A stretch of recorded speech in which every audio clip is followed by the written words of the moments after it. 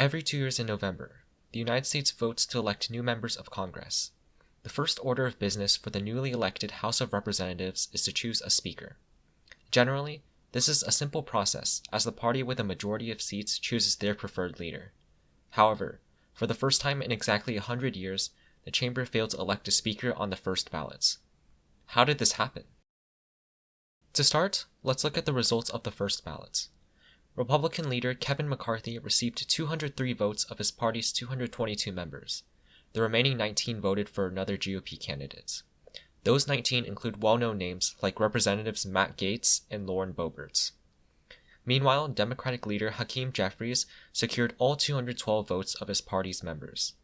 One House seat was left vacant due to the unfortunate passing of Representative McEachin of Virginia's 4th District. So this means Jeffries wins, right? Not so fast. To win the speakership, someone must win an outright majority of the votes cast. With 434 voting members, this pegs the threshold at 218, which no candidate received. What happens now? The House must vote again and continue voting until a speaker is elected. Thus, McCarthy decides to steam ahead and call another vote. His vote total goes from 203 to 203 again. What gives?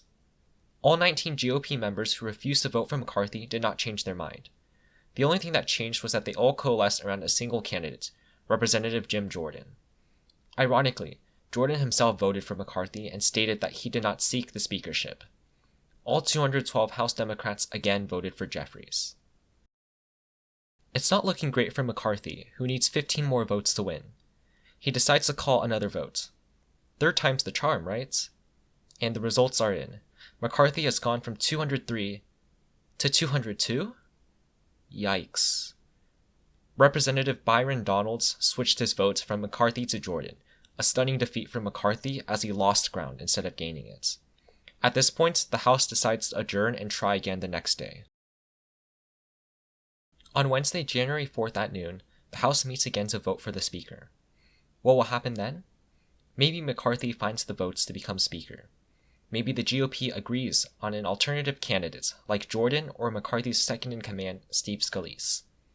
Even a scenario like Republicans working out a deal with Democrats to elect a compromise speaker is not out of the question, although at this point it seems improbable. I wish I could tell you for sure, but nobody knows. What we do know is that what we have seen so far is a momentous occasion, and a sign of just how contentiously divided the House will be for the next 2 years.